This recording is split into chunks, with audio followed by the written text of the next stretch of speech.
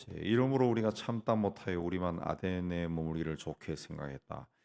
그 이름으로 참다 못하여 견딜 수 없었다는 거죠.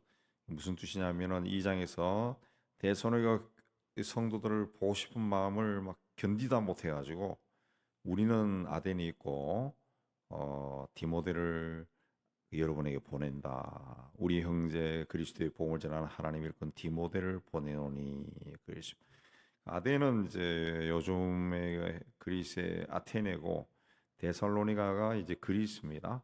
북쪽에 있는 지방이죠. 그쪽으로 보낸다 그랬습니다. 그리고 보낸 이유가 뭐냐? 너희를 굳건하게 하고 굳건하게 한다고 하는 것은 그 신앙을 믿음을 견고하게 한다, 견고하게 한다 그 뜻인데 예수께서 십자가를 지시기 전에 마지막 만찬 때 베드로에게 내가 너를 위하여 내 믿음이 떨어지지 않기를 기도하였노니 너는 돌이킨 후에 내 형제를 굳게 하라. 형제들의 믿음을 견고하게 세워라. 그렇게 붙어 있습니다. 같은 단어입니다. 그다음에 너희 믿음에 대하여 위로함으로. 여기서 이제 위로라고 하는 것은 그냥 뭐 슬픈 일을 당하고 고통스러운 일을 당했을 때 아우 괜찮아 괜찮아 그런 위로가 아니고 용기를 북돋아 준다는 그런 뜻입니다. 아마 이 번역하는 분들이 이제 앞절 뒤절 나오는 걸 다 같이 보면서 위로라고 표현한 것 같은데 원래 단어의 뜻은 용기를 북돋아 준다. 그러니까 건면한다는 뜻이 더 강합니다. 왜 그렇게 믿음에 대해서 위로를 한다 그랬냐면은 3절에 여러 환난 중에 흔들리지 않게 하려 함이라. 그래서 환난을 만나도 흔들리지 않도록 흔들린다는 것은 강아지가 꼬리를 흔드는 그걸 표현하는 단어입니다. 그러니까 어떤 일을 당했을 때 막 분별 없이 막 흔들리는 거, 예, 그러지 말고 그 믿음 가운데 견고하게 서 있을 수 있도록 그렇게 디모데를 보냈다는 거죠. 믿음에 대하여 위로하는. 그 믿음이 뭐냐? 그걸 분명히 가르쳐서 어떤 일이 만나도 흔들리지 않도록 그렇게 한 것이다. 그렇습니다.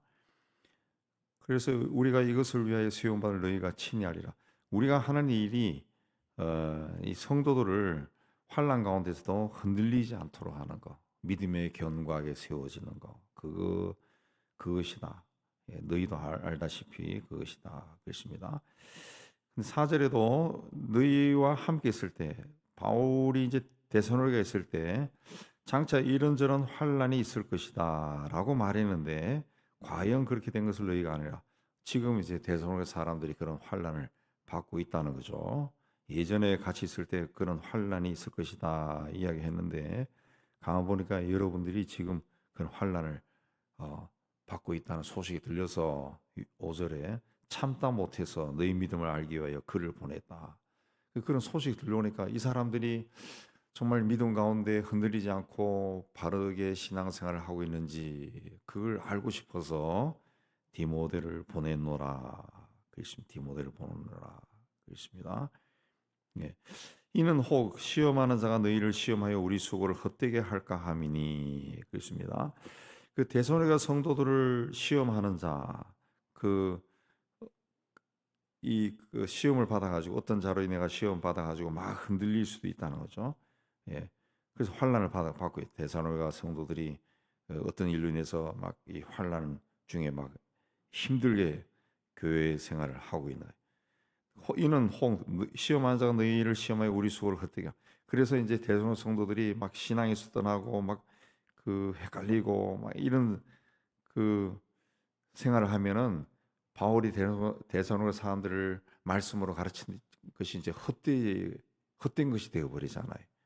그래서 이 사람들이 지금 그 환난 당하고 있다는 소문이 들리는데 어떻게 신앙생활을 하고 있을까? 어떻게 믿음을 지키고 있을까? 그게 너무 궁금해가지고 디모데를 보냈노라 그랬습니다. 그래서 디모데가 갔다 왔어요. 6절에 디모데가 너에게로부터 와서 갔다 왔어요. 믿음과 사랑의 기쁜 소식. 믿음이라는 것은 갔다 와서 디모데가 전했습니다. 데살로니가 교회 성도들의 하나님에 대한 믿음은 변함이 없습니다. 그리고 사랑의 기쁜 소식은 성도들 간에도 서로 사랑하고 아주 그 믿음으로 서로 결속이 강하게 되어 있습니다라는 소식을 이제 전했다는 거죠. 또 너희가 항상 우리를 잘 생각하여 우리가 너희를 간절히 보고자 함 같이 너희도 우리를 간절히 보고자 한다니 그러십니다. 그러니까 그 바울이 이제 데살로니가 사람들을 막 보고 싶어 하는 만큼 데살로니가 성도들도 바울을 보고 싶어 했다는 거죠. 보고 싶어 했다. 바울이 디모데를 파송한 이유는 데살로니가 성도들이 환난을 만났지만 믿음 가운데 바로 서 있는가 알기 위해서 보냈다 그랬습니다. 2절에도 그러고 5절에도 그랬습니다. 그런데 디모데가 다녀와서 그들이 환난 가운데서 서로 성도들끼리 사랑이 더 깊어지고 믿음으로 아주 견고하게 있어서 그 환난을 극복하고 있습니다. 그런 소식을 전했다는 거예요. 전했다는 거예요. 예.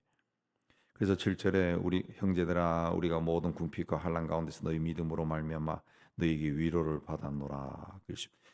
그러니까 바울은 그 모든 궁핍 그 궁핍한 생활하고 또 굉장히 심히 어려운 생활 가운데 하고 있었다는 걸 짐작할 수 있는데 그런 생활을 하면서도 데살로니가 성도들이 믿음 가운데 섰다라는 말을 들으니까 굉장히 위로를 받았다. 굉장히 위로를 받았다. 그렇습니다. 그 6절 7절은 이제 교회로 이해하면은 목회자와 성도들이 서로를 그렇게 아끼고 서로 보고 싶어 한다. 서로 보고 싶어 하고 또 궁핍함과 환난 가운데서도 그 성도들이 양들이 이제 믿음으로 든든히 서 있다. 그 소식만큼 좋은 소식이 없다는 것을 보여줍니다. 보여줍니다.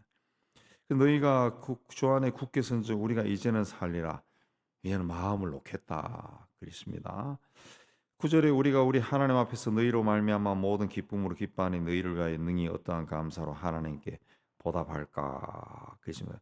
너희로 인해서 굉장히 기쁘다는 겁니다. 모든 기쁨이라고 하는 말은 기쁨이 크다는 것을 이제 표현을 그렇게 한 거예요. 번역을 이제 모든 기쁨 뭐 그렇게 표현을 그렇게 한 겁니다. 기쁨이 아주 굉장히 크고 만족스럽다는 거예요. 기쁨으로 충만하다. 너희로 말미암아서 기쁨으로 충만하니 어떤 감사로 하나님께 어떻게 감사할까? 그걸 이제 이야기합니다. 그래서 10절에 주야로 심히 간구하면 너희 얼굴을 보고 너희 믿음이 부족한 것을 보충하게 하려 합니다. 기도하겠다. 기도하면서 주야로 열심히 기도하겠노라. 여러분의 믿음 가운데 부족한 것이 있으면은 보충하게 하려 합니다. 이 보충한다고 하는 성서의 원어의 뜻은 그 그릇이나 그물을 수리한다는 뜻입니다. 이 기스난 깨진 그릇이나 그 그물이 있으면 그걸 수리하고 정비한다 그런 뜻입니다.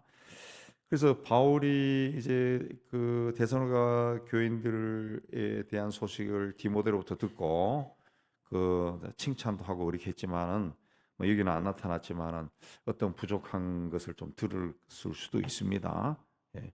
근데 그걸 이제 보충하겠노라, 보충하겠노라 그렇게 이야기한 겁니다. 너희 믿음이 부족한 것을 보충하게 하려 합니다. 기도하겠다. 그래서 우리가 기도한다고 하는 것은 어떤 사람의 어떤 신앙이나 믿음이나 삶이나 거기에서 부족한 것을 보충해 주는 것도 된다는 거죠.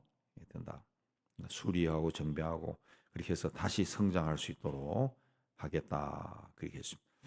또 주께서 우리가 너희를 사랑한 같이 너희도 피차간과 모든 사람에 대한 사랑이 더욱 많아 넘치게 하사 이 사랑이 더 넘치게 하도록 기도하겠다. 11절에는 하나님께서 데살로니가 갈 수 있는 길을 열어 달라고 기도하고 왜 이런 기도를 하는가 하면은 이 고대 시대에 그 데살로니가까지 아테네에서 데살로니가까지 간다 그러면 굉장히 먼 길이거든요. 굉장히 먼 길이고 뭐 오래 걸리고 그리고 뭐 경비도 올리고 우리도 마찬가지죠. 여기서 뭐 서울에서 부산 간다 그러면은 그냥 간다 그래서 가는 게 아니라 돈이 있어야 가죠. 또 가서 또 숙박도 해야지. 고대 사회는 그게 더 힘들죠. 힘들죠. 그러니까 데살로니가에 올라간다라고 하는 것은 우리 바울의 표현으로는 하나님께서 길을 열어줘야 간다는 거죠. 예, 돈도 있어야 되고 시간도 있어야 되고 예, 그래서 길이 열려야 갈 수 있는 거죠. 그리고 또 기도한 것은 여러분 서로들이 서로 사랑이 풍성하도록 예, 성도들이 서로 사랑하고 아끼도록 기도하고 또 13절에는 너희 마음을 굳건하게 하시고 예수께서 오실 때 거룩함에 흠이 없도록 믿음 가운데 든든하게 세워져서 예수께서 다시 오실 때 예, 예수님이 봤을 때 흠이 없는 삶 예, 거룩함에 흠이 없는 하나님이 내가 거룩하니 너희도 거룩하라 그랬죠.